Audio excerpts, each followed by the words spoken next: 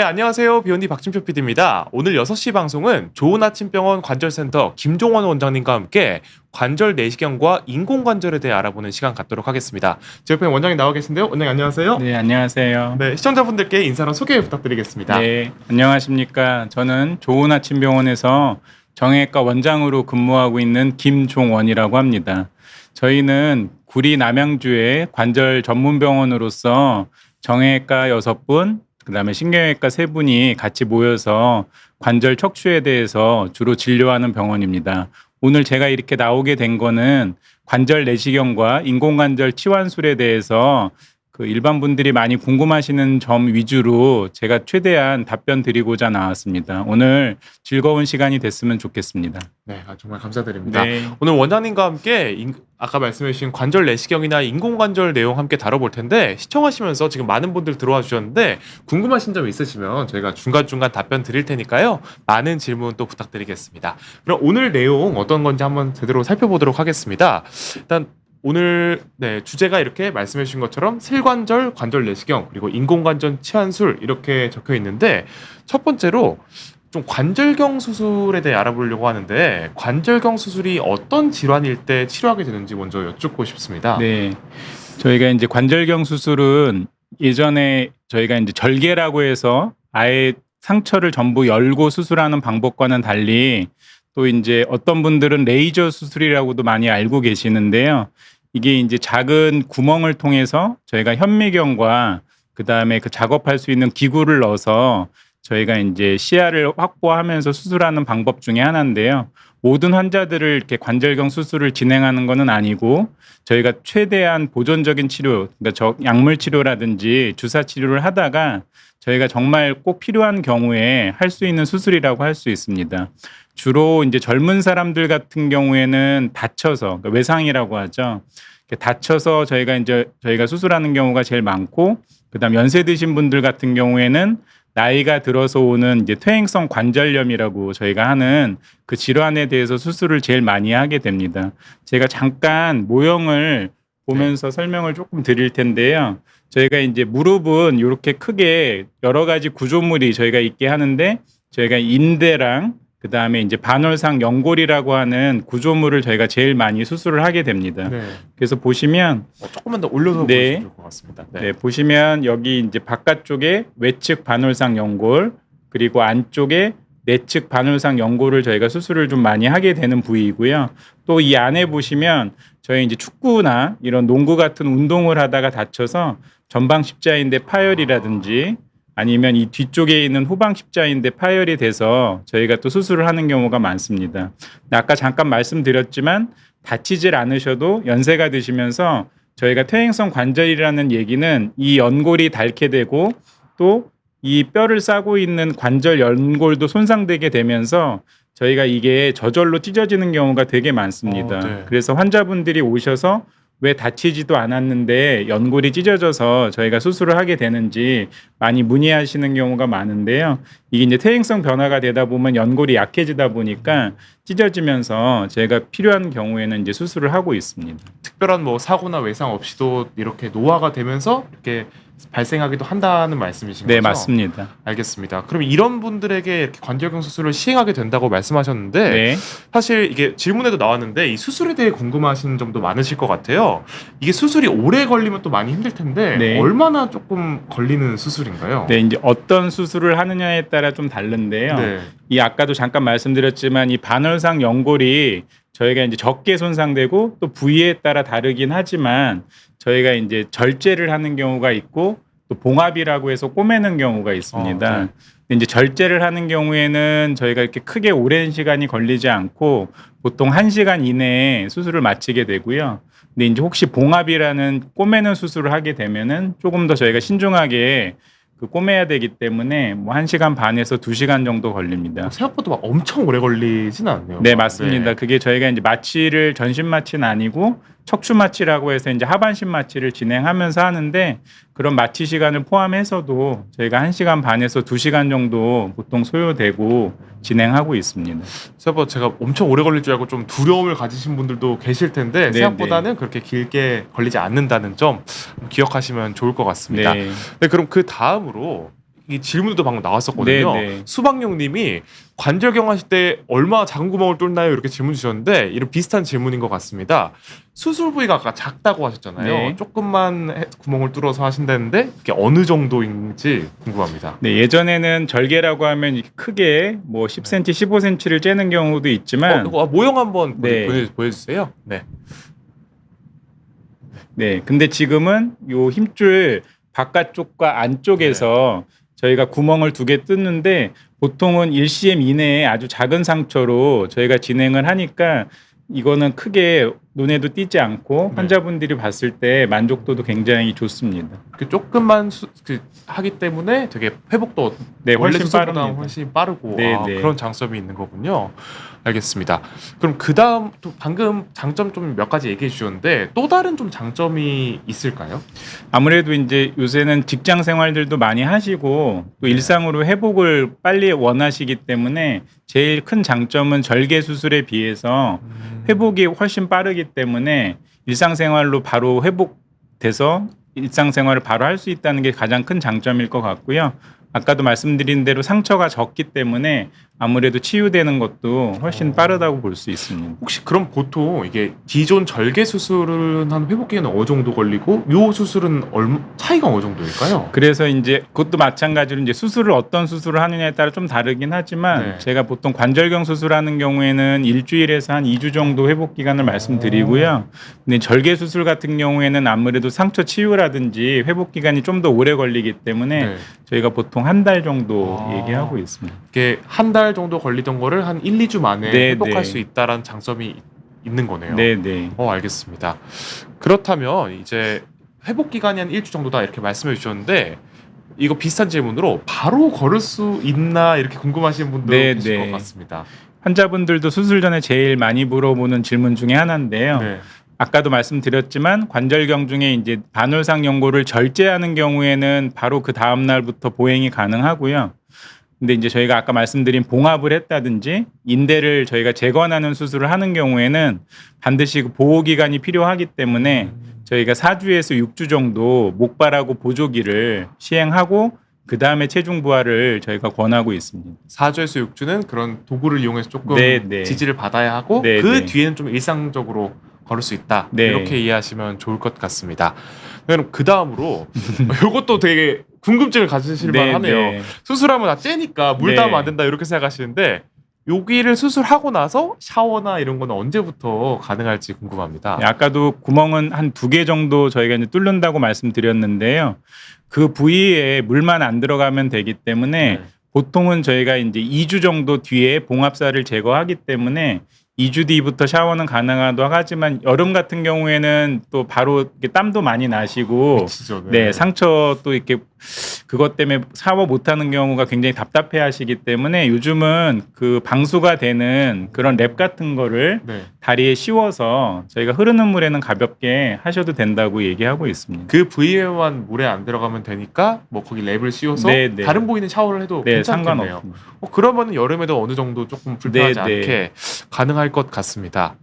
그러면 저희가 여러 가지 좀 장점과 특징들을 살펴봤는데 특별히 좀 주의할 점이 있을까요? 네, 아무래도 이게 이제 젊은 분이 수술하건 연세 드신 분들이 수술을 하건 관절경 수술 후에는 저희가 이제 체중이 조금 많이 부하가 되면 아무래도 수술에 경과에 영향이 있기 때문에 저희가 평지 생활이나 이렇게 가벼운 활동은 저희가 크게 제한하지 않지만 특히 제일 문제가 되는 게 계단을 내려간다든지 네. 쪼그려 앉는다든지 뭐 뛴다든지 이런 동작을 하게 되면 아무래도 조금 수술의 경과에 영향을 미칠 수가 있기 때문에 저희가 이제 환자분들한테 그런 점은 조금 주의를 시키고 있습니다. 결국은 좀 수술했다고 나 이제 괜찮았어 하고 막 무리하시지만 않는다면 네. 웬만하면 다 괜찮다. 네. 이렇게 이해하면 좋을 것 같습니다.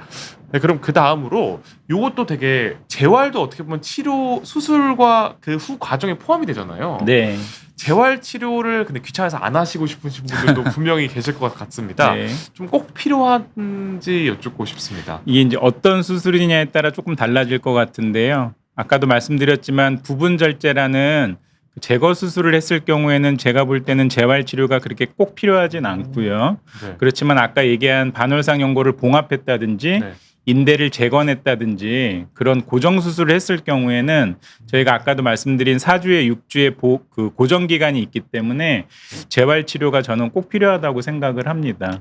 그럼 만약에 이렇게 재활 치료를 하게 되면 4주에서 6주 정도 보조기를 차고 다니다가 그 이후에 재활을 하시는 거죠? 네, 맞습니다. 오, 그 알겠습니다. 이후에 보통 저희가 이제 한 8주 정도, 그러니까 2달 정도 환자분들한테 많이 권해드리고요. 네. 근데 그게 꼭 2달까지는 아니더라도 환자들이 이제 어느 정도 근력이 돌아오면 그때부터는 뭐 헬스장에서 걷는다든지 아니면 자전거나 아니면 또 제일 좋은 거는 수영 등을 통해서 근력 운동을 저희가 많이 권하고 있습니다. 알겠습니다. 말씀하신 것처럼 보조기를 좀 찰 경우에는 좀 재활 치료가 필요하다. 네, 네. 이렇게 이해하시면 좋을 것 같습니다. 그리고 이렇게 좀 얘기를 듣다 보면 좀 워낙 무릎 환자들이 많다 보니까 맞아요. 관절 내시경 수술이 워낙 또 많은 분들이 고민하실 것 같습니다. 좀 드리고 싶은 말씀이 있을까요? 네, 이게 사실은 제일 저도 중요한 어떤 말씀이라고 생각을 하는데요. 물론 이제 대부분의 환자분들께서 수술하는 거에 대해 고민을 할 수밖에 없죠. 대부분은 수술을 안 하고 낫는 거를 대부분 원하시기 때문에 저희가 아까도 말씀드렸지만 약물 치료라든지 주사 치료를 먼저 시행하고 그 다음에 안 되는 경우에 이제 저희가 정확한 진단, 즉 MRI를 통해서 수술을 결정하게 되는데요. 이 내시경 수술이 또 너무 늦어지게 되면 네. 저희가 아까도 얘기했던 대로 반월상 연고를 절제할 때 훨씬 많이 제거해야 될 수도 있고 또 그로 인해서 연세 드신 분들 같은 경우에는 퇴행성 관절염이 굉장히 빨리 진행되는 경우가 있기 때문에 저는 시기가 굉장히 중요하다고 생각해요. 그래서 증상이 있고 또 일상생활이 불편하시다면 가까운 병원에서 반드시 진료를 보시고 정확한 진단을 통해서 적절한 시기에 그 수술을 결정한다면 저는 좋은 결과를 얻을 수 있을 것 같습니다. 사실 뭐 말씀하신 것처럼 뭐 아프다고 바로 수술하는 건 물론 아니지만 네, 네. 수술을 너무 깊이 하셔서 계속 미루다가는 손상만 가속화된다. 꼭 적절한 시기에 수술을 하는 게 굉장히 중요하다. 네, 네. 이렇게 이해하시면 좋을 것 같습니다. 네. 네, 그러면은 이제 인공관절 좀 자세히 알아보려고 하는데요. 네. 인공관절 하면 보통 이게 연령대가 궁금해하시 좀 고연령대에서 많이 하실 것 같은데 네, 네. 어떤 연령대 분들이 좀 많이 하시고 언제 좀 많이 수술을 받게 됐는지 궁금합니다. 네, 예전에는 이제 저희가 수명이 아무래도 지금은 좀 많이 늘었지만 그렇죠. 저희가 이제 교과서적으로 배울 때는 60에서 65세가 되면은 보통 고려를 많이 했었는데요. 지금은 연령이 많이 올라가셨기 때문에 지금은 한 65세에서 한 70세 정도 때 많이 시행을 하는 것 같습니다. 왜냐하면 이게 너무 또 빨리 인공관절을 시행하다 보면 이게 수명이 있기 때문에 네, 그래서 또 나중에 재수술을 하는 경우가 있어서 저희가 그 시기를 또 잘 결정해서 하는 게 되게 중요하기 때문에 치료 시기도 아까 말씀드린 대로 일상생활이 너무 이제 힘들어지고 그다음에 무릎에 대한 통증이 너무 많아지면서 저희 오다리라고 해서 다리가 안쪽으로 휘어지는 그런 증상이 심하게 나타나면 그때 저희가 이제 고려하게 됩니다. 결국 인공관절이 뭐 수술하면 통증이 뭐 개선되고 일상생활에 돌아올 수 있겠지만 너무 또 빨리 한다고 무조건 능사가 아니다. 네, 네. 이렇게 이해하시면 좋을 것 같습니다. 그러면은 사실 이 이물질이잖아요. 네, 어떻게 보면 네. 일반 입장에서는 네. 요 이물질을 내 무릎에 넣는다고 하면은 좀 거부감이 있을 수도 있는데 좀 부작용이나 해로움 같은 건 없을까요? 네, 그것도 이제 제일 많이 물어보는 질문 중에 하나신데요. 저도 걱정될 것 네, 같아요. 네. 저가 수술해도. 보시면 네. 요 위하고 아래쪽에 있는 금속은 저희 이제 코발트 크롬이라고 해서 네. 인체에 무해한 금속이고요. 그다음에 이제 연골 대신해서 넣는 이 플라스틱 재질은 폴리에틸렌이라고 해서 마찬가지로 인체에는 무해한 금속과 플라스틱입니다. 하지만 저희가 환자분들한테 이제 이후에도 말씀드리겠지만 이제 주사나 침 같은 그런 침습적인 치료를 많이 하신 분들 같은 경우에는 아무래도 안 하신 분들보다는 그런 감염이라는 위험성이 굉장히 많이 발생할 수 있기 때문에 네. 그 인공관절 자체의 재질 때문이 아니라 이제 주사나 침습적인 치료를 많이 하는 경우에는 조금 저희가 더 주의해서 수술을 진행합니다. 그럼 외부로부터의 감염이 대부분의 좀 문제의 원인이 될 경우가 네, 많다. 네, 이렇게 이해하시면 좋을 것 같고 요 소재 자체는 안전하고 네. 문제 없는 소재다. 이렇게 걱정 너무 안 하셨으면 좋을 것 같습니다. 이렇게 인공관절이 몸에 해롭지 않다. 이렇게까지 이해해 봤는데 요건 역시 수술이다 보니까 많은 분들이 이 수술 과정에 대해 궁금해하실 것 같습니다. 얼마나 좀 오래 걸리나요? 아무래도 이제 관절경 수술보다는 조금 더 난이도가 있고 시간도 많이 소요되는 수술이고요. 네. 그래도 예전에 비해서는 이제 전신 마취보다는 똑같이 척추 마취라고 해서 하반신 마취로 진행하고요.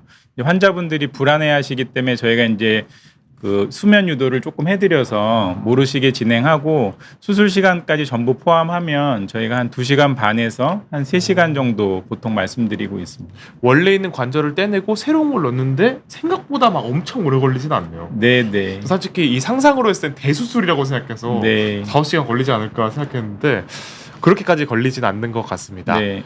그럼 이제 요게 제일 또 시청자분들이 궁금해하실 것 같습니다. 이제 수술하면 나 끝, 나 완치 이렇게 네네. 되는 건지 나 이제 평생 병원 갈 일 없다 이렇게 되는 건지 궁금합니다. 물론 이제 환자분들이 제일 네. 궁금하신 점 중에 하나인데요. 물론 다 난다고 제가 말씀은 못 드리고 네. 또 제가 환자분들한테 수술하기 전에 반드시 말씀드리는데 저희가 수술을 아무리 잘 해드려도 자기 원래 관절만큼 돌아가진 않거든요. 저희가 수술하는 목적이 통증을 완화시키고 또 일상적인 기능적으로 회복을 좀 시켜드리려고 저희가 하는데 이제 환자분들이 수술하고 난 다음에 계단도 내려갈 수 있나요? 쪼그려 앉을 수 있나요? 이런 것도 많이 물어보시는데 저는 사실은 되도하지 말라고 그러는 게 그게 또 인공관절 수명하고 조금 연관이 되기 때문에 네. 아까도 말씀드렸지만 인공관절 수명을 저희가 고려를 안 할 수가 없기 때문에 또 재발도 여러 가지 합병증이 저희가 생길 수가 있어서 이제 그런 거를 저희가 조금 환자분들한테 많이 교육시키고 조심시키려고 노력하고 있습니다. 결국은 조금 조심할 필요는 꼭 있다 네, 이렇게 네. 이해하시면 좋을 것 같습니다. 그러면 아까 관절 내시경 수술과 마찬가지로 이 수술을 한 뒤에는 좀 바로 일상생활로 돌아가서 걸을 수 있는지 여쭙고 싶습니다. 네, 이것도 많이 궁금해 하시는데 이제 인공관절 수술은 저희가 피주머니라고 해서 네. 아까도 말씀드린 대로 뼈를 절제해서 인공관절을 집어넣기 때문에 저희가 이틀 정도 그 피주머니를 넣었다가 그거를 제거합니다. 아, 네. 그래서 수술 후 이틀째부터 저희가 피주머니를 제거하고 그다음에 보행기를 이용해서 저희가 바로 걷는 연습을 진행을 합니다. 아, 병원에서 진행을 네, 하시는 네. 거죠? 그렇기 때문에 조금 이틀 뒤부터 네, 이틀 뒤부터. 차근차근 조금 재활 걷기를 시작한다 이렇게 이해하시면 네, 될까요? 네. 알겠습니다. 그럼 요건 역시 주의사항 같은 것들이 있을까요? 네. 아까도 잠깐 말씀드렸지만 제일 무서운 게 이제 감염이라고 해서 이제 환자분들은 덧난다고 많이 생각을 하시는데요. 그게 아까도 말씀드렸지만 주사나 침습적인 이런 침 같은 거를 조금 맞게 되시면 아무래도 인공관절은 금속이나 플라스틱이 들어가다 보니까 그게 이제 감염이라고 해서 저희가 합병증이 생기고 이따 사진도 보여드릴 테지만 그런 경우에는 저희가 인공관절을 최악의 경우는 제거하는 경우도 있기 때문에 저희가 이제 항생제를 피검사 수치를 보면서 좀 더 잘 유지시키려고 노력을 하고요. 또 아무래도 이게 금속이나 플라스틱이다 보니까 충격을 받았을 때 이 네. 주변의 뼈들이 넘어지시거나 하면 골절이 또 되는 경우가 있습니다. 네. 또 그런 경우도 있고 또 한 가지는 이제 색전증이라고 해서 뭐냐면 뼈를 이렇게 제거하고 금속을 집어넣을 때 그 사이에 있는 뼈 기름이 심장, 뇌, 폐로 가는 혈관을 막으면 그게 이제 조금 위험해지실 수가 있어서 네. 저희가 이제 모든 환자들한테 예방제를 쓰게 돼 있고요. 또 예방제를 써도 간혹 생기는 경우가 있기 때문에 저희가 이제 내과나 마취과 선생님과 함께 좀 주의해서 보는 점이 있습니다. 그런 수술 과정 중에 좀 부작용들을 막기 위해 다시 처리를 하고 네, 네. 하시고 있다 이렇게 네. 말씀해 주셨으니까 막 모두에게 막 발생하는 건 네, 아니고 그렇진 굉장히 않습니다. 낮은 확률로 네, 발생하는 네. 거잖아요. 알겠습니다. 그럼 이것도 마찬가지죠. 아까 뭐 좀 걷기 운동을 재활로 한다 이렇게 말씀해 주셨는데 좀 재활 치료가 꼭 필요한지. 네, 왜냐하면 이 인공관절 수술하고 또 환자분들이 제일 궁금해하시는 게 네. 각도거든요. 각도요. 네, 다 펴지느냐, 다 구부러지느냐. 무릎이 결국 그렇죠. 정상적으로 작동을 해야 네, 되니까요. 네, 그거에 대해서 굉장히 관심들이 많기 때문에 요즘은 아까도 얘기했지만 수술하고 이틀째부터 저희가 걷는 연습도 시키지만 CPM이라고 해서 네. 이제 구부리는 기계가 있습니다. 아, 기계가 의도적으로 구부려지는 네, 건가요? 네. 거기다 오. 다리를 올려놓게 되면 네. 환자 다리를 힘을 주지 않아도 저희가 원하는 각도만큼 구부려주기 때문에 오. 그거를 90도부터 시작해서 저 같은 경우에는 퇴원을 이제 2주 뒤에 할 때까지 한 125도에서 130도까지 천천히 구부러지게 저희가 연습을 시켜드리고 있거든요. 강제로 기계가 재활을 도와주는 거네요. 네, 네. 그래서 예전에 비해서는 환자분들이 또 나중에 이거를 이제 안 구부러지면 또 의사 선생님이 꺾는다 막 이렇게 해서 굉장히 그거에 대한 공포감이 많았었는데요. 네. 지금은 그 기계 운동을 같이 저희가 동반하기 때문에 예전에 비해서는 확실히 그런 공포감이나 부담은 많이 줄어드신 것 같은데 인공관절은 반드시 저는 재활 치료가 필요하다고 생각합니다. 반드시 재활 치료를 해야 또 전에 있던 관절처럼 잘 쓸 수 있다. 이렇게 생각하시면 좋을 것 같습니다. 그럼 마지막으로 좀 인공관절 수술이 좀 걱정되시는 분들도 많으실 텐데 좀 해드리고 싶은 말씀이 있다면 부탁드리겠습니다. 네, 아까 잠깐만 말씀드렸지만 제가 아무리 수술을 잘 해드려도 절대로 자기 관절만은 못 하거든요. 네. 그래서 환자분들도 꼭 제가 말씀을 드리는 게 나이도 물론 중요하긴 하지만 만약에 자기 관절을 쓸 수만 있으면 최대한 쓰시다가 그 다음에 이제 통증이라든지 뭔가 이렇게 기능적으로 본인이 제한이 있어서 도저히 일상생활이 어려울 때 그때 이제 저는 수술을 고민하는 게 좋다고 생각합니다. 어떻게 보면은 최후의 비책 네, 같은 네, 느낌으로 써야지 뭐 조금 아프다고 바로 할 수 있는 하면 안 되는 수술이다. 네. 근데 자기 관절을 최대한 쓰고 나중에 고려해 보시는 게 좋다.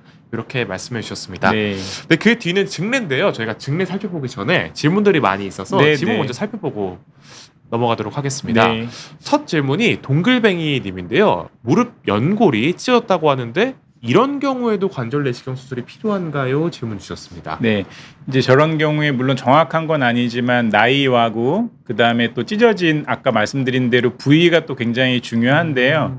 그 부위가 저희가 이제 노출이라고 해서 제가 잠깐 보여드리면 이 보통은 내측 반월상 연골의 중간과 뒷부분이 잘 찢어지게 되는데요. 네. 이 연골 속이 찢어지는 경우에는 저희가 보통 권하진 않고요. 네. 또 파열 양상이 저희 수평 파열이냐 뭐 수직 파열이냐 양동이형 파열이나 여러 가지 파열 소견이 있는데 그거에 따라서도 저희가 수술을 하는 경우가 있고 또 하지 않아도 되는 경우가 있습니다. 네. 그래서 아까도 잠깐 말씀드렸지만 이제 MRI를 찍어서 저희가 어느 정도 파열 양상이라든지 위치를 파악할 수가 있기 때문에 그 양상에 따라서 수술을 결정하는 거기 때문에 반드시 꼭 다 수술을 하는 거는 아닙니다. 아, 연골이 어떻게 찢어졌냐도 좀 살펴보고 맞게 수술을 하게 되시는 거군요. 네. 알겠습니다. 그다음에 이제 김은영님 질문인데요. 60대 여성이시고 좀 무릎이 좀 안 좋으신가 해서 질문 주신 것 같습니다. 이런 60대 분들에게 추천할 만한 좀 운동이 있을지. 네.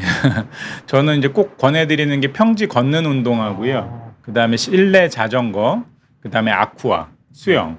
그 세 가지를 제일 많이 권해드리고 있습니다. 근데 이제 조금 저는 권하지 않는 운동은 이제 등산. 등산들을 굉장히 좋아하시는데요. 워낙 좋아하시는 맞아요. 분들. 근데 이제 오르막은 괜찮은데 내려올 때 이제 저희가 방법이 없잖아요. 그렇죠. 무릎 충격 다 전해지게 네, 내려오시니까. 그게 체중의 몇 배가 걸리기 때문에 차라리 이제 그런 분들은 차라리 계단을 올라가는 건 하셔도 되고요. 내려오실 때는 대신에 엘리베이터를 타고 내려오시면 그게 조금 어느 정도는 나으실 거고 그다음에 이제 우리나라 분들이 쪼그려 앉는 좌식 생활을 굉장히 많이 하거든요. 네. 그것도 사실은 무릎에 굉장히 안 좋기 때문에 저희가 피하라고 말씀드리고 그다음에 요새 또 이제 러닝이 굉장히 유행하잖아요. 그렇죠. 네. 마라톤도 많이 하시고 근데 그것도 결국은 과하게 되면 무릎에 굉장히 많은 영향이 있기 때문에 저는 조금 조심하시라고 얘기합니다. 사실 마라톤 같은 경우 막 1시간, 2시간 네, 동안 네. 계속 달려야 되는 거니까 사실 하체에 부담이 갈 수밖에 없는 맞습니다. 운동이잖아요. 네. 좀 워낙 안 좋으신 분들은 아까 말씀해 주신 평지 걷기를 네. 좀 시작으로 하고 자전거랑 네. 수영이. 알겠습니다. 네. 그 세 가지를 잘 기억하셔서 해보시면 좋을 것 같습니다. 그다음 이제 나무와 달님 질문인데요. 이건 관절 내시경 후에 바로 일상생활 가능한가요? 무릎 구부리거나 계단 오르내리기 언제부터 가능한가요? 아까 좀 다른 내용이긴 한데 한 번 더 요약 부탁드리겠습니다. 네, 내시경하고 일상생활은 바로 가능하시고요. 근데 이제 무릎을 구부린다든지 계단 오르내리는 경우는 저는 보통은 이제 그 상처가 있기 때문에 네. 2주 뒤에 봉합사 제거하고 그때부터는 바로 하시라고 얘기합니다. 알겠습니다. 네. 그다음 이제 수방용 질문인데요. 네. 봉합과 그냥 다듬는 것이랑은 회복 기간이 많이 다른가요? 다듬는 게 어떤 의미를 아까 이제 말씀하시는지. 부분 절제술이라고 해서 그 잘라내는 걸 아마 얘기하신 것 같고요. 봉합 같은 경우에는 잠깐 말씀드렸지만 한 4주에서 6주 정도 저희가 보조기를 차야 되기 때문에 네. 아무래도 회복 기간을 저희는 보통 환자분들한테 2달 정도 얘기하고요. 근데 이제 부분 절제 같이 아까 다듬는 거라고 표현하신 경우에는 보통 2주에서 4주 정도. 네, 아무래도 회복 기간은 조금 차이가 납니다. 거의 뭐 절반 가량 줄어드는 것 같네요. 네. 그다음에 이제 김재한님 질문인데요. 이것도 내시경으로 다듬으면 말씀하신 똑같은 것 같습니다. 입원 기간과 회복 기간 방금 말씀해 주셨는데 한 번 더.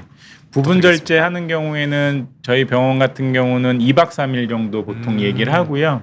근데 이제 봉합을 하는 경우에는 저희 한 일주일 정도 입원을 하고 치료를 저희가 하게 됩니다. 알겠습니다. 레오파파님 등산을 추천하지 않는다고 말씀해 주셨지만 등산을 너무 좋아하시나 봐요. 네. 등산을 관절경 수술로 해도 할 수 있을까요? 물어보셨습니다.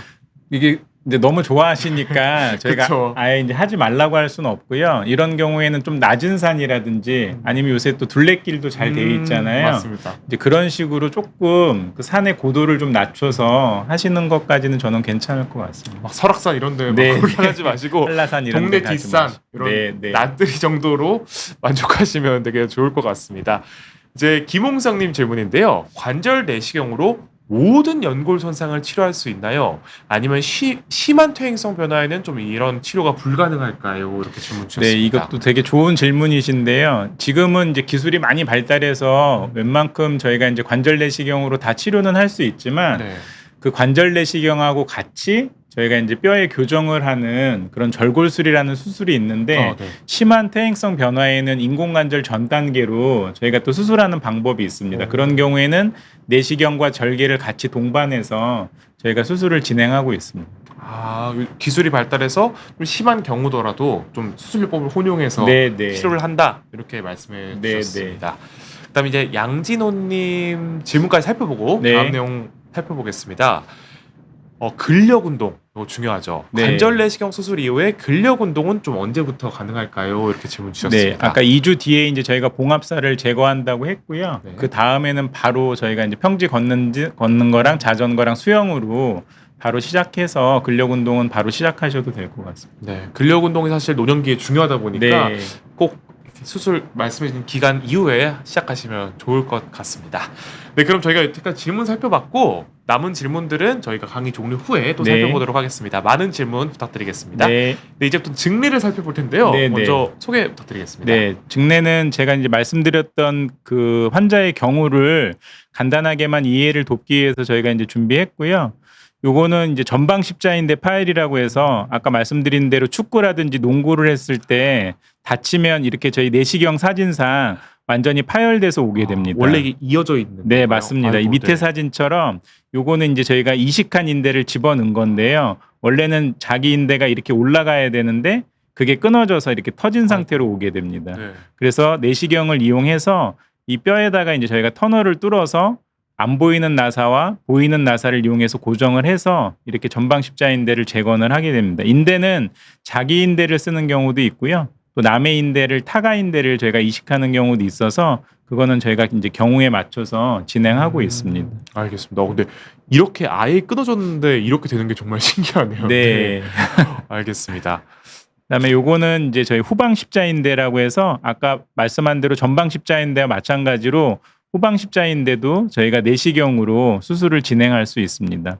마찬가지로 지금 뼈에다가 저희가 이렇게 터널을 뚫어서 보이는 나사와 보이지 않는 나사를 혼용해서 고정해서 저희가 고정하게 됩니다. 그리고 많이 물어보시는 질문인데 이런 보이는 나사 같은 경우에는 1년 뒤에 저희가 제거를 해드리는 편입니다. 왜냐하면 또 갖고 계시면 나중에 또 문제가 생기는 경우가 있어서요. 네. 저희가 이제 녹는 나사는 그냥 놔두지만 보이는 나사 같은 경우에는 1년 뒤에 저희가 제거하라고 많이 권해드리고 있습니다. 이렇게 1년 동안 좀 이렇게 고정을 해놓으면은 그 인대가 좀 부착이 되는 건가요? 네, 그게 이제 뼈의 터널을 뚫고 그 나사의 힘으로 같이 고정이 돼 있다가 그다음 뼈하고 인대가 이제 어느 정도 혼재가 되면은 그때는 이제 나사가 필요 없기 때문에 저희가 제거해 드리는. 자연스럽게 이제 하나가 될 때까지만 나사를 박아두고 그 이후에는 제거를 한다. 네, 네. 이렇게 이해하면 될 것 같습니다. 네. 그리고 아까 이제 반월상 연골이라고 해서 아까 다듬는다고 표현하시는 분들도 많은데요. 요게 이제 위아래 뼈고 요게 이제 반월상 연골입니다. 네. 근데 이 뒤쪽이 저희가 이렇게 이제 이거는 이제 방사형 팔이라고 해서 이렇게 가로질러서 파열이 된 건데요. 이렇게 찢어지는 경우가 제일 많이 발생하고 그래서 이런 경우에는 저희가 꼬매는 것보다는 그 주변을 이용해서 이렇게 부분 절제를 해서 저희가 나머지를 최대한 살린다고 생각하시면 됩니다. 자연스러운 쉐입을 이렇게 만들어주는 네, 건가요? 네. 그래서 아까 시기가 제가 중요하다고 했던 게 이게 너무 오래 버티시게 되면 안쪽으로 더 깊이 찢어지게 되니까 이제 그렇게 되면 저희가 연골을 더 많이 없애야 되니까 그러면 이 뼈끼리 부딪히게 돼서 이제 퇴행성 관절염이 빨리 오시게 되거든요. 그래서 저는 시기가 중요하다고 이제 말씀을 드린 겁니다. 이래서 조금 적절한 때 치료를 해야 자기 조직들을 최대한 덜 깎고 네, 살려낼 네. 수 있는 거네요. 네. 알겠습니다. 그리고 이게 이제 양동이형 파열이라고 해서 연골이 너무 많이 찢어져서 이렇게 관절에 껴 있는 경우도 있는데요. 이런 경우에는 저희가 정복이라고 해서 일단은 이렇게 맞춘 다음에 이렇게 녹는 실로 저희가 여러 바늘을 이제 꼬매게 됩니다. 그래서 이게 꼬매게 되면 이게 아물어야 되기 때문에 아까 말씀드린 대로 4주에서 6주 정도 보조기와 목발 보행을 해서 이게 이제 아문 다음에 저희가 이제 보행을 할 수 있게 권해드리고 있습니다. 알겠습니다. 네. 그리고 이제 연골이 아예 없는 분들도 있으세요. 너무 많이 이제 손상이 돼서 그런 경우에는 요즘에는 이제 안쪽 반월상 연골이나 이렇게 바깥쪽 반월상 연골도 저희가 이제 돌아가시면서 기증을 하시거든요. 네. 그러면 그거를 저희가 기증 받아서 이식을 해드립니다. 네. 그래서 아까 다른 사람 몸에서 가져오는 경우가 이런 경우라고 보면 되겠네요. 인대도 마찬가지지만 연골도 저희가 기증을 받아서 이식을 하고 있습니다. 근데 저 궁금한 게 네. 약간 다른 사람의 장기를 이식하면 면역 반응 때문에 네, 문제가 네. 생기잖아요. 뭐 인대나 이런 연골 같은 거는 그런 문제가 안 생기나요? 말씀하신 대로 모든 거부 반응을 저희가 막기 위해서 네. 그게 이제 식약처라든지 FDA에서 확실하게 확인을 하고 문제가 없는 무균의 그런 인대나 연골만 저희가 이식을 하고 있습니다. 그래서 뭐 사실 뭐 장기 이식하면 면역 억제제 같은 거 드시고 그러잖아요. 그런 뭐 걱정은 안 해도 된다. 네네. 오, 신기하네요. 네. 네, 혹시나 저는 다른 장기 이식처럼 거부 반응이 생기나 궁금했었거든요. 그렇진 않습니다. 네, 네, 알겠습니다. 약간 이건 조금 다른 것 같습니다. 네, 이제 또 이제 궁금하신 게 이제 관절염의 단계라고 볼 수 있는데요. 이제 연골도 연골이지만 뼈를 싸고 있는 관절 연골이 이렇게 결손되는 경우가 있습니다. 그래서 이렇게 부위가 작은 경우에는 미세 천공술이라고 해서 저희가 강제로 뼈에다가 이렇게 구멍을 뚫어서요. 네. 여기서 피가 흘러나오게 해서 재생되게 하는 수술인데 이게 이제 조금 관절염 초기 때 저희가 많이 시행을 하고요. 그다음에 요거는 자가 골 연골 이식술이라고 해서 연골 결손이 이렇게 심한 경우에는 저희가 필요 없는 부분에서 연골을 자기 거를 떼다가 이렇게 코르크 막에 끼듯이 관절 면을 딱 맞춰드리는 겁니다. 신기하네. 그럼 네, 네. 보통은 좀 어디서 많이 떼어오시는 보통은 저희가 이제 요 모형으로 설명드리면 네. 요 안쪽이 보통 손상되면 저희가 문제가 되기 때문에 보여주시죠. 네. 그래서 요 위에 바깥쪽에 체중이 부하되지 않는 부분에서 떼어가지고 저희가 쉽게 말하면 바꿔치기를 하는 겁니다. 평소에 좀 노는 애를 떼우는 그렇죠. 거네요. 네네. 그렇게 별로 고생 안 하는 애들을. 네, 필요 없는 부분을 떼어서 네. 저희가 체중에 필요한 부분으로 이식을 하고 그 까진 부분은 다시 필요 없는 부분에다 이식을 해서 교체를 해주는 수술. 너무 신기하네요. 네. 이게 딱 보니까 이미지를 봐도 이게 블럭 맞추는 맞습니다. 것처럼 네네. 빈 부분을 딱 들어가는 게 네네. 신기한 것 같습니다. 네. 그리고 또 요즘은 이제 뭐 자가 연골 이식 수술도 있고요.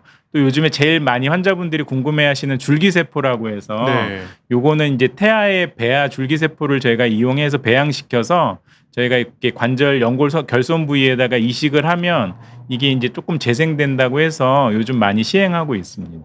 알겠습니다. 네.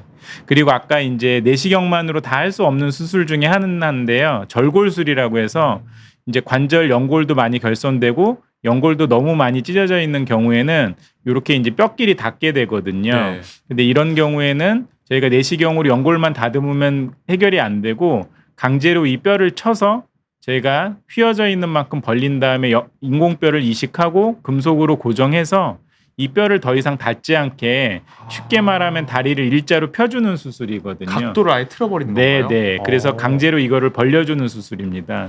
이런 경우는 저희가 아까 인공관절 수술은 65세에서 70세까지 많이 한다고 해서 네. 50대 후반이나 60대 초반 환자들 같은 경우에는 내시경만으로는 해결이 안 되기 때문에 저희가 이런 절골술을 같이 동반해서 관절을 살리는 수술을 많이 진행하고 있습니다. 되게 네. 진짜 되게 모든 문제에 대응하는 수술이 있다는 게 네, 좀 네. 신기한 것 같습니다. 아무래도 의학이 이제 많이 발전하다 보니까 네. 좀 단계가 많이 나눠졌고요. 이건 좋은 거는 1년 뒤에 저희가 또 핀을 이렇게 제거해드리면 관절을 살려서 최대한 늦게까지 저희가 쓸 수 있게 하고 있습니다. 원래는 완전 닿아 있던 것들을 네, 네. 조금 벌려준 거. 네. 이렇게. 또 선생님들 중에서는 또 인공관절 치환술을 좋아하시는 선생님들은 그 절골술보다는 또 이렇게 부분 치환술이라고 해서요.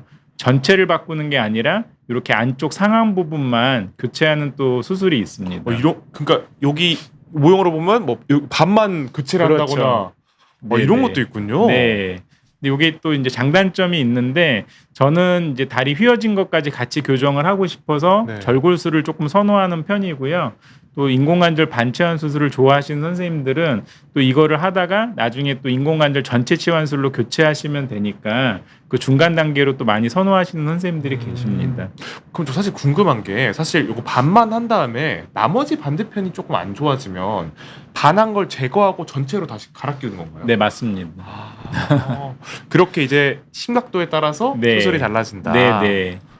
그리고 이제 아까 잠깐 설명드린 전체 인공관절 치환술은 보시면 이렇게 완전히 이제 안쪽이 닿게 되고 네. 이제 다리도 이렇게 무너질 정도로 휘어지기 때문에 저희가 이제 이렇게 전체 인공관절 치환술을 시행하게 됩니다. 네. 그리고 이제 요거는 이제 합병증 중에 하나인데요. 이제 주사를 많이 맞다든지 침을 많이 맞는 경우에는 이제 이 염증 반응이 생기게 되면 인공관절이 이 뼈 위에 유지를 못하고 이렇게 움직이게 됩니다. 네. 그렇게 되는 경우에는 저희가 어쩔 수 없이 이 인공관절을 제거하고 이렇게 시멘트에다가 저희가 항생제를 발라서 균을 어느 정도 잡은 다음에 다시 이제 재수술로서 이렇게 다시 고정하는 경우가 있고요.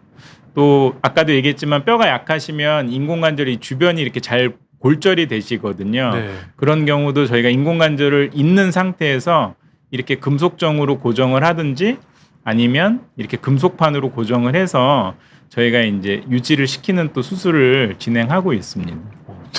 대단하네요. 네네. 정말 이게 보고 있는데 이 무릎과 다리 안에서 이 많은 일들이 벌어진다는 게 네네. 그림으로만 봐도 신기한 것 같습니다. 네. 그다음 네. 네네네. 여기까지. 여기까지. 네네. 알겠습니다. 그럼 저희가 여기까지 사진을 통해서 좀 증례까지 살펴봤습니다. 제가 남은 시간은 이렇게 질문들이 더 많이 들어와 있어서 네네. 좀 다뤄보고 마무리하도록 하겠습니다. 이제 수박용님 질문인데 아까 저희가 뭐 보조기나 목발 써야 된다고 말씀해 주셨는데 요거에 대한 질문 한 번 더 주셨습니다. 네. 이게 아무래도 이제 봉합술을 하고 저희가 보조기랑 목발을 하셔야 되는데 이게 계단이 제일 문제거든요. 네. 근데 이제 평지는 어느 정도 하실 텐데 계단도 이제 올라가는 것까지는 어떻게 되실 텐데 내려올 때가 제일 문제라서 옆에 이제 그 보조대를 잡고 좀 내려오신다든지 아니면은 옆으로 내려오신다든지 어찌됐건 봉합을 했을 때 체중이 너무 빨리 가해지게 되면 그 꼬매놓은 게 다시 뜯어질 수가 있기 때문에 네. 그 경사에서는 어찌됐건 조금 목발을 쓰던 어찌됐건 최대한 체중이 안 딛게 조심하시는 게 중요합니다. 알겠습니다. 네. 그다음에 이제 N57님이 질문 주셨는데요. 이런 경우가 좀 가장 걱정될 것 같습니다. 네. 수술을 했는데도 무릎 통증이 계속 있다. 이런 경우는 좀 어떻게 대처해야 하는지. 이 여러 가지 경우가 있는데 또 실제로 내시경을 그래서 수차례 하시고 저희 또 병원에 오시는 분들도 꽤 많으시거든요. 네. 그래서 아까 말씀드린 대로 정확한 진단이 제일 중요할 것 같고요. 그 다음에 또 병명이 한 가지가 아니라 여러 가지일 수가 있으니까 뭐 연골도 찢어졌을 수도 있고 네. 또 관절 연골도 손상될 수도 있고 그런 거에 대한 종합적인 치료가 되지 않으면 그 나머지에 대해서 통증이 계속 남을 수가 있거든요. 원인이 여러 개면은 그 여러 개를 다 치료해야 된다. 네. 알겠습니다. 결국 이런 거는 좀 병원으로 가봐서 왜 그런지를 먼저 파악하는 게 제일 네, 맞습니다. 중요할 것 네. 같네요. 그다음 이제 한 번 더 질문 주셨는데 관절 내시경 할 때 마취 방법은 어떻게 되냐 이렇게 물어보셨습니다. 네, 예전에는 그렇게 간단한 수술임에도 불구하고 전신 마취까지 많이 했었는데요. 요즘은 환자분들도 워낙 내용을 잘 아시기 때문에 하반신 마취라고 해서 부분 마취만 진행하고 진행하고 있습니다. 알겠습니다. 수박용님이 이제 인공관절도 수명이 있다고 하셨잖아요. 좀 최대한 오래 쓰는 게 좋을 텐데 맞습니다. 이제 허벅지 운동을 하면 무릎에 좋다 이런 것들 많이 알고 계신데 인공관절 수명에도 도움이 될까? 네. 어떤 운동을 해야 할까 이렇게 질문 네, 주셨습니다. 말씀한 대로 허벅지 근육이 저희가 튼튼해야지 그 인공관절로 가는 부담이 적어지기 때문에 말씀한 대로 저희가 이제 수술 끝나면 연세 드신 어머님들 네. 다리 이렇게 딱 힘주고 들었다 놨다 하는 연습하고 또 허벅지 이렇게 힘줬다가 푸는 연습을 저희가 하루에 한 100번씩 시키거든요. 네. 건강을 위해서 강제로. 네. 그러면은 그게 어느 순간 갑자기 탁 들리시면서 근력이 빨리 회복되시는 경향이 있어서 그거를 이제 뭐 의학 용어로는 QSE, SLR 운동이라고 아예 운동명이 있습니다. 네. 그래서 저희가 그걸 좀 많이 시키고요. 그 다음에 평지를 또 많이 보행기를 잡고 돌아다니시게 저희가 이제 근력 운동을 많이 권하고 있죠. 결국 운동을 하는 게 요거 회복도 그렇고 오래 쓰시는데도 정말 중요하니까 수방용님은 꼭 이렇게 운동하시는 게 네. 좋을 것 같습니다. 그럼 저희가 조금 앞에서 다뤘던 내용을 좀 넘기고 하겠습니다. 갬벅님께서 좀 별개의 내용이지만 네. 러닝을 할 때 무릎 보호대를 착용하는 게 실제로 효과가 있는지 궁금하다고 하십니다. 네, 이것도 많이 질문하시는데요. 네. 결국 보호대가 이제 환자분한테 도움이 된다고 많이들 생각을 하세요. 근데 이제 보호대도 굉장히 여러 가지 종류가 있고 단순하게 그냥 천으로 끼워지는 모양이 있고 옆에 철제가 있어서 네. 고정이 조금 더 되는 보호대가 있고 그런 게 이제 각도까지 아예 조절되는 보호대들이 있는데요.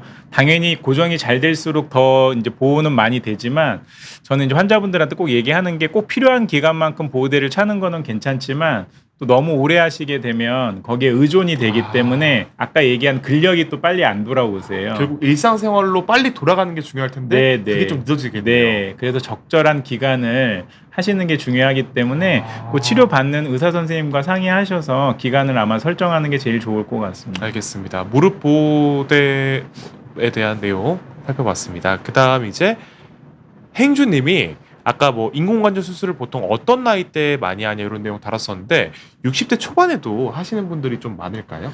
이게 이제 아까 65세에서 이제 70세가 제일 많다고는 했지만 60대 그러니까 젊었을 때 너무 관절을 많이 쓰시다 보면 60대 초반에도 관절염이 심하게 오시는 분들이 꽤 많으시거든요. 근데 결국은 관절염을 저희가 크게 4단계로 나누는데 네.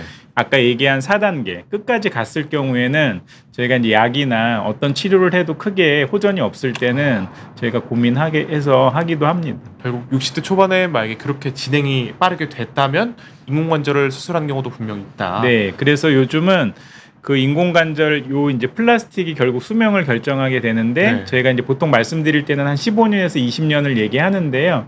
또 60대 초반에 쓰는 플라스틱이 좀 따로 있습니다. 오. 네, 그것도 마찬가지로 이제 기술인데요. 좀 더 오래 가는 건가요? 네, 맞습니다. 그래서 이제 60대에서 60대 초반에 또 쓰는 플라스틱이 따로 있어서 저희가 이제 그런 경우에는 그런 거를 조금 사용을 하고 있습니다. 일반적으로 15년에서 20년 정도고 좀 일찍 수술을 받으신 분들을 위한 이런 플라스틱이 또 존재한다. 네. 이렇게 말씀해 주셨습니다. 레오파파님도 방금 요 대답으로 함께 네. 그 인공관절 수명 물어보셨는데 15년에서 20년 정도다 이렇게 말씀해 주셨습니다. 그다음 이제 김재한님 제가 아까 다뤘던 내용이고 뮤엘님 일찍 했는데 재수술에 대한 걱정이 조금 있으신 것 같습니다. 이게 저도 궁금한 게 재수술을 엄청 여러 번 받는 분도 계신가요? 근데 이게 아까도 잠깐 사진은 보여드렸지만 네. 한 번 이상은 사실은 조금 어렵거든요. 왜냐하면 아까 붙어 있는 인공관절을 제거하고 다시 인공관절을 삽입할 때는 훨씬 긴 주대가 없으면 고정이 안 되기 때문에 네. 그게 다시 할 때마다 뼈의 손상이 너무 많아져서 이게 재수술이 그래서 어렵습니다. 재수술 한 번까지는 뭐 하는 경우가 있지만 뭐 두 번 하는 네. 경우는 거의 없다고 보면 될까요? 아니 있긴 있는데 네. 아무래도 할수록 경과가 안 좋아지고 그래서 아까도 말씀드렸지만 한 번 인공관절을 하게 되면 최대한 그 관절로 오래 쓰시는 게 좋고요. 어쩔 수 없는 경우에는 한 번 내지 두 번 정도까지는 고민하는데 두 번은 굉장히 힘듭니다. 결국 뼈를 계속 손상을 줘야 손상을 되기 주면서 때문에. 해야 되기 때문에 굉장히 어렵습니다. 그럼 정말 말씀하신 요 사후 관리, 허벅지 운동을 잘 하고 뭐 무리하지 않게 움직이는 것 이런 게 정말 중요하겠네요. 네. 알겠습니다. 관리가 중요하다는 점. 우열님은 뭐 재수술 물론 가능하지만 꼭 잘 관리하셔서 최대한 재수술이 없도록 하는 게 제일 좋은 방법일 것 같습니다. 그다음 정인탕님 질문인데요. 인공관절 수술을 하셨는데 무릎이 잘 안 구부려지고 통증이 있다고 하십니다. 이게 어떤 대책을 좀 세워야 할까요? 네, 이게 각도를 아무튼 대부분 많이 물어보시는데요. 네. 저희가 어떻게든지 한 130도까지는 구부려 드리려고 많이 노력을 하고요. 이제 그 이후에는 제일 좋은 거는 수영장이나 사우나에 가셔서 네.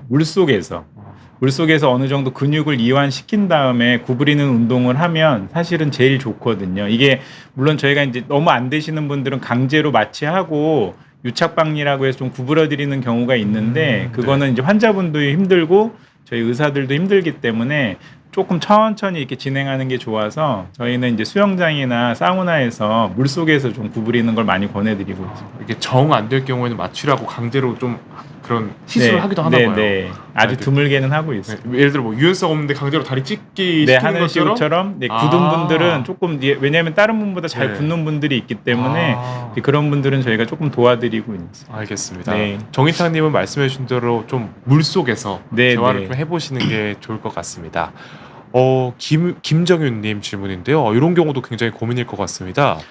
수술하셨는데 양쪽 다리 길이 균형이 안 맞다고 하십니다. 네. 이건 좀 수술이 잘못된 건가요? 아니면 그렇다고 보기에는 조금 어려울 것 같고요. 네. 또 이제 저희가 양쪽을 꼭 하는 게 아니라 네. 만약에 한쪽만 망가지면 한쪽은 하고 아. 다른 쪽은 또 안 하는 경우가 있는데 네. 그런 경우는 반드시 다리 길이가 차이 날 수밖에 없는 게 아까 오다리로 휘어 있는 다리를 똑바로 피기 때문에 다리가 아무래도 균형이 안 맞는다고 생각을 하시거든요. 네. 근데 그게 이제 1년 정도 지나게 되면 골반에서 어느 정도 보정이 되고요.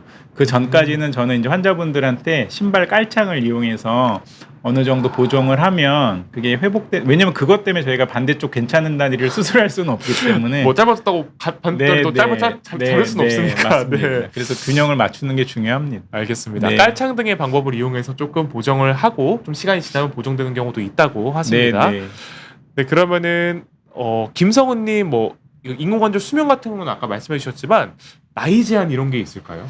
그래서 아무튼 젊은 나이는 어찌됐건 안 하시는 게 좋고요. 네. 저는 어찌됐건 최대한 권해드리는 건 65세 정도 넘었을 때 하시는 게 왜냐하면 재수술이라는 그런 부담감도 있기 때문에 그게 좋을 것 같습니다. 아, 알겠습니다. 너무 이른 수술은 또 재수술의 가능성이 네. 크기 때문에 좀 우려가 된다. 네. 이렇게 말씀해 주셨습니다. 진짱 보스님께서 진료를 보고 싶은데 당일 수술도 가능한지 예약은 어떻게 하는지 좀 물어보셨습니다. 이거는 조금 어려울 수 있고요. 예약이 어려워. 네네. 그래서 아무튼 예약 보시고 네. 저희가 이제 수술이 필요한 경우에는 어느 정도 최대한 기간을 저희가 고려해서 잡아드리고 있으니까요. 네. 병원으로 방문해 주시면 될 것 같습니다. 알겠습니다. 네. 그러면 조금만 내려서 저희가 안 다뤘던 내용, 요거 조금만 다시 위로 올려주시겠어요?